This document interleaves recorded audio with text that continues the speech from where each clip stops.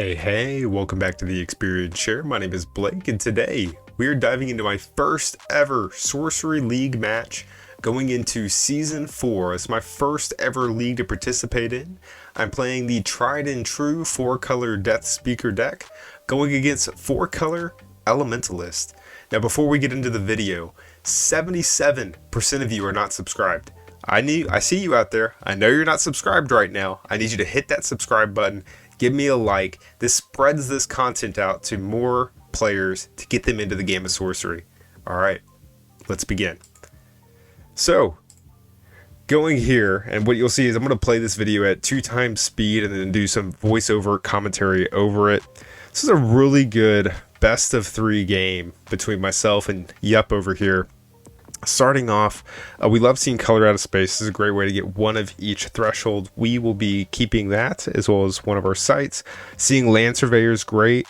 I'm looking at Atlantean Fate here.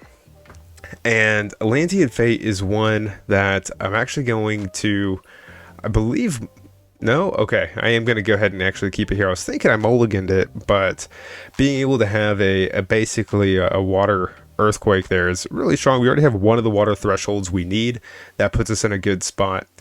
And our opponent here is playing a 4-color water control Elementalist deck. We love seeing the Aquamarine Core off the top. This gives us the 2 water threshold that we need. We now have plenty of threshold for any of the water spells that we need to be able to cast this game. Feeling pretty good as our start here. Now you'll notice Land Surveyors in the back line. I am doing that for a Ruler of Thule. Come in and attack for 2.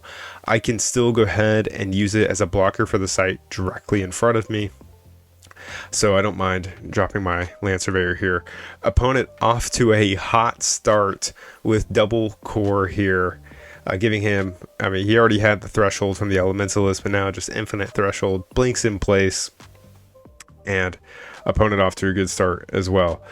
We love seeing Philosopher's Stone here. That is an awesome card in this 4-color deck.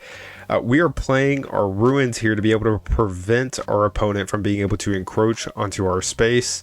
The question is, do I move up Land Surveyor or do I not? And I go ahead and make the decision to move him up here, because if he's able to turn on the Water Leviathan, I want to be able to block it from either side. And that was kind of the rationale between moving up here. And opponent getting down an Earth site. Okay. And yeah, is able to get rid of both of my core and my stone. So I guess it worked out well that I walked the Land Surveyor up. But that spell there was very similar to Cave In, but for water. And guess what? Color out of space, giving me every threshold that I need. Also means that it gives me a water threshold. So that takes me off my double water threshold here. And we just go ahead and say, all right, we're going to get in for 1, see if he wants to trade the Land Surveyor. Reason for that is I'm not getting any sort of benefit and value off of my Deathspeaker triggers right now. And so we're going to go ahead and swing in and attack. If he blocks, great. Then I can start casting Land Surveyors. If he does not, that's totally fine. I can just go in and attack his avatar next turn or attack a Land Surveyor directly. So there's 2 in the bin. Opponent playing down a floodplain here, looking to decide what he wants to do. Goes ahead and kind of helps me out a little bit by attacking into my own Land Surveyor. That's totally fine. Don't mind him doing that at all. Now we have Land Surveyors in the bin that we can go ahead and cast.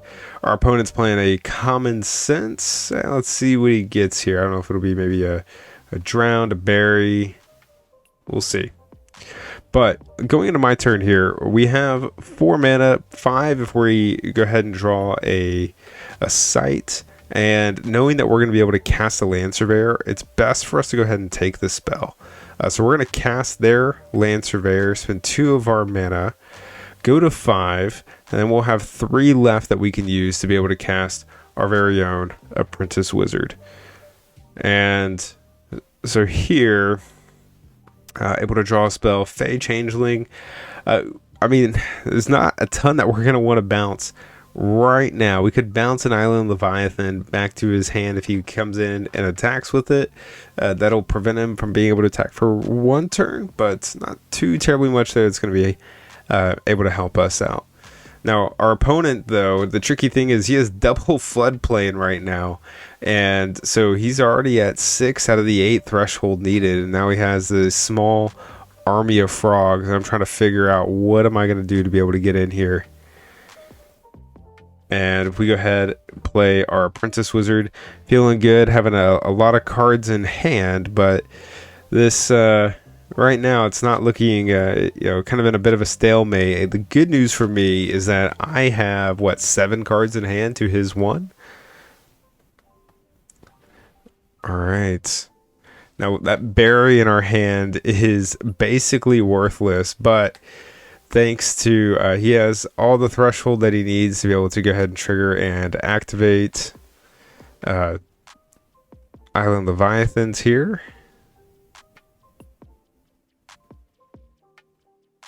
You know what? Maybe he only had 7 here. Yeah, I think he only had 7 water threshold because there wasn't an aquamarine core. Now, I don't know how much that's going to impact us now. I probably should have blocked with that Grandmaster Wizard instead of taking the 8. That would have put Grandmaster in the bin. I would have been able to potentially use it again. And now, there's not too terribly much I'm going to be able to do. I can play down a blocker and the Apprentice Wizard. That's probably what we'll look to do. Okay, so we do go ahead and bounce the Fae back to his hand. That does set him down 2 mana, so he has, 1, 2, 3, 4, 5, 6, 7 right now.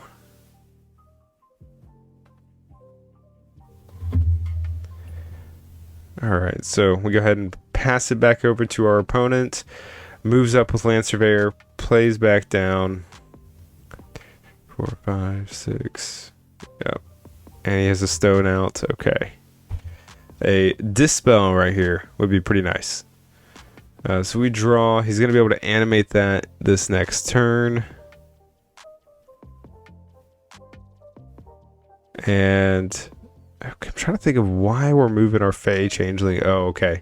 I guess that makes sense. And go ahead and get 2 of his minions out of the way by moving that, and then we get the blocker of the Apprentice Wizard. You sure? Okay, so we actually go ahead and play the Amethyst core, the Ruby core. That'll help accelerate us on some mana, and we should be tapping, getting down a Gnome Hollows. That's really not going to prohibit us at all. The one thing that I would share is it might be better to actually play it out on another side. Just because I can't play Ruler of Thule right there on the Gnome Hollows. And if I wanted to use Ruler of Thule to attack, then I wouldn't be able to end up on a non-water site. And because he's playing this big old water deck, that could be something that'd be advantageous for us to do.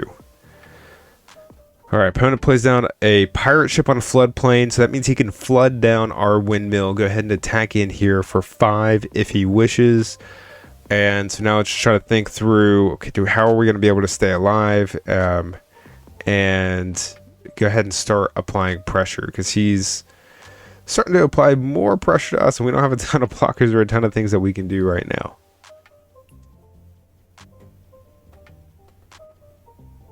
So we do have the Atlantean Fate here, which can turn off the double floodplain, but it would flood the windmill. But we do go with the Chaos Twister, trying to do a Chaos Twister on top of his Elementalist. And we get the 1 step forward, which means it goes off grid, which means it does not hit his Elementalist. It does not kill his pirate ship. It just blanks out the Chaos Twister. So a bit of an unfortunate draw. There's what, 12% chance of that happening. But that's what happens when you play Chaos Twister here.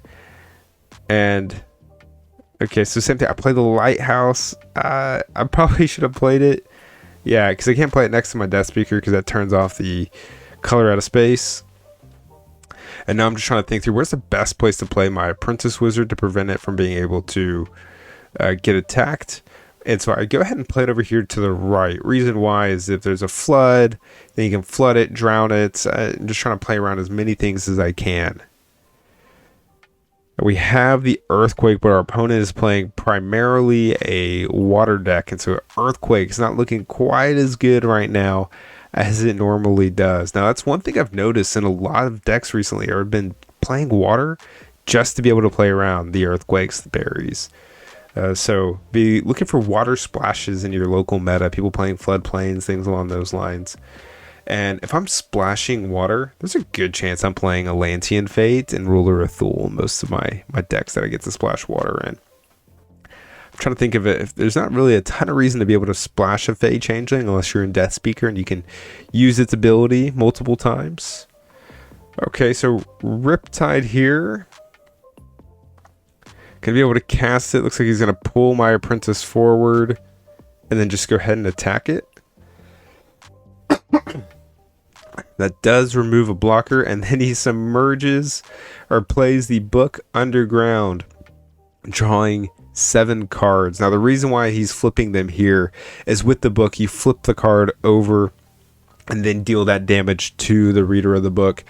To make it easier, make me not have to screenshot, write down cards. He just went ahead and played with them open-handed, and I do appreciate that. Sped up the game quite a bit for us to be able to keep playing. But that manuscript means that he is now well outdrawn me now. So, awesome combo here with the frogs and the manuscript. And that manuscript should be submerged right now. I know it doesn't quite look like that, but I don't think he uses it at all here. Now that Font of Life is going to be something for us to pay attention to, because it's going to be really hard for us to be able to get him down from 18 to 0 in one turn. Font of Life is going to be able to, gain him so much life at this point. He can flood sites, and that can get us in quite a bit of trouble. And there you go. He does show the manuscript being drowned or underwater.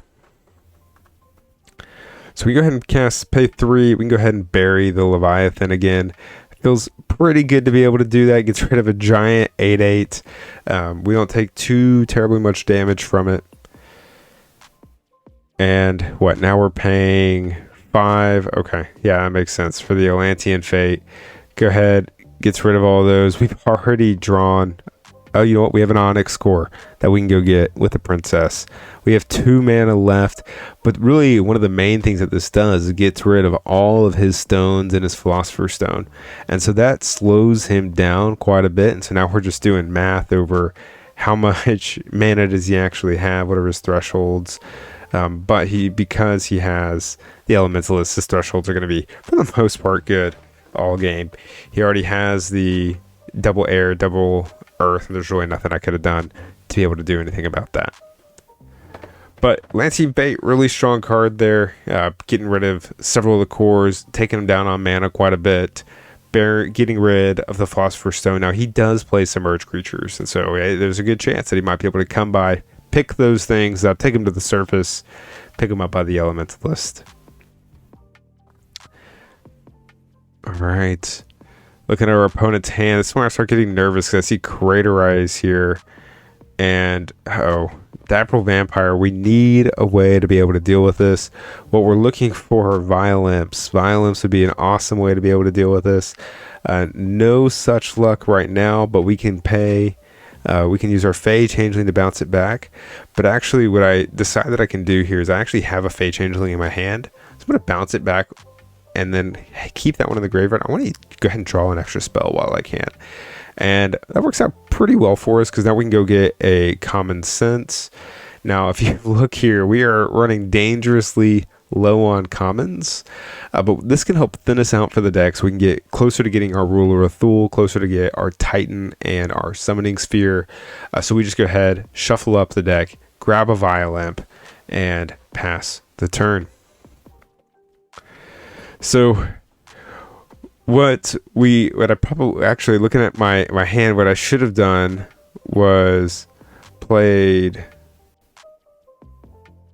the Land Surveyor. Oh, I tapped to draw. Probably played the Land Surveyor to be able to get an extra side out. But at this point now, our deck's getting thin. We're going to be able to, well, I say we're going to be able to draw Ruler of Thule soon. I'm hoping to be able to draw Ruler of Thule soon. And we'll see if he goes ahead and pays another 5 to drop down the Vampire. But he has 7 mana, so he has double Chaos Twister. Okay, plays another Vampire. We can just pay the 3 again to bounce it back to his hand, start attacking him for 1. Earthquake, another kind of dead card here for us. And we go ahead and we're looking to see, hey, what can we cast here? Do we just take the risk? We bounce it with the Fey Changeling. We say, you know what, we're going to go ahead and draw a card. And, oh man, we get the double Violent. Get rid of the Dapple Vampire, and now we start moving in. We start swinging. Now our opponent has 2 sights in hand and wasn't paying quite enough attention here to what this Craterize is about to be able to do to us. But this Craterize is about to be devastating. It's going to basically wipe the board here, removing everything that we have.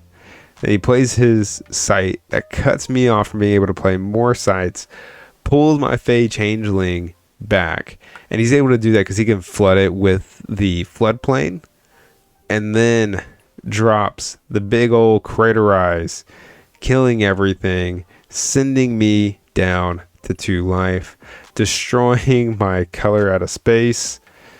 And what, now we're at 1, 2, 3, 4, 5, 6, 7, 8, 9, 10 mana. So cool. Okay, we did get rid of the mana accurately. We are able to pay 6 for a Grand Master Wizard. We should be down to 4. And we tap, get a tower. We should have 6 mana left here. And we go Grand Master Wizard again for another 3. All right. So we are at 2 life with a Grandmaster Wizard and a Deathspeaker, and that's basically it. Trying to figure out how can we take our opponent down from 16 to 0. Summoning Sphere, Ruler of Thule are going to be helpful, but there's no way to give charge to any other minions that I have, and so we're looking at an attack for 3 here, and that's not quite going to be enough to really do too much damage to our opponent. But we do go ahead and pay the 1. We get the Summoning Sphere. We cast the Ruler of Thule right on top. We do that just so we can move over and attack on the windmill. But we can actually get in with Deathspeaker now. So we remove Craterize from really being a valid option here, because if he does Craterize, he's going to take himself down to death's door. And at this point now, I'm just trying to figure out, okay, how can I get him down as low as I can, using as much mana as I can. And I'm trying to do some calculations here. Let's see, with the Font of Life, we're looking at 1, 2, 3, 4, 5, 6, 7, 8 mana that he's going to be able to gain right now, or 8 life he's going to be able to gain, going back up to 16. And so we're just going to see how much pressure can we put on getting Violent. And what, it looked like we had 8 cards there. And so we play the Violent on our opponent's site. This is an incredibly close game. Now we're trying to see, okay, how can we get him over to death's door? We're at 2 to his 6. But Font of Life here, going to be able to gain quite a bit of life.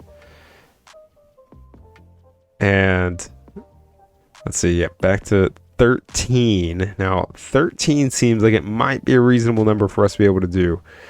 And he does have the Chaos Twister, and he hits the on target that deals 3 damage to me, taking me to death's door, and puts him down to 10 because he takes 3 as well. And so now it's, how can I deal 10 damage and leave enough blockers to not die?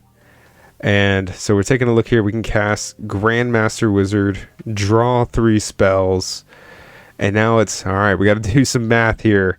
How can we do that? So we move. I can't move and attack, because his Elementalist would be able to block. So we can attack for 2. So we have to be able to, we have to move. We can't just stay here because we need to be able to lightning bolt. And so we just walk on over, don't do anything special, no blocking, anything along those lines. Pay 2, lightning bolt.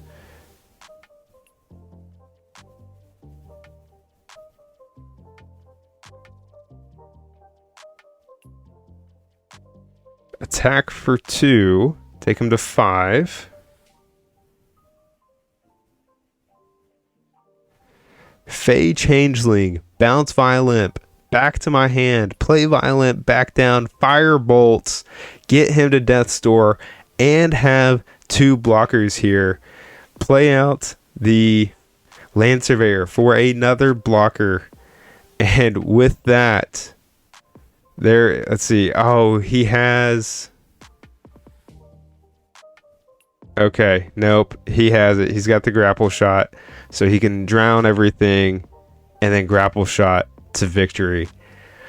All that work there at the very end, and he's able to come away with the victory. What a great game 1 to our opponent here, Yup. Thank you so much for this game 1. So we go 0-1 at the start. Looking at what to bring in here, I need bigger threats. And so we are not going to bring in the Dispel, but we want the Droughts are going to be huge here. We're bringing in an extra Titan. That's going to be great.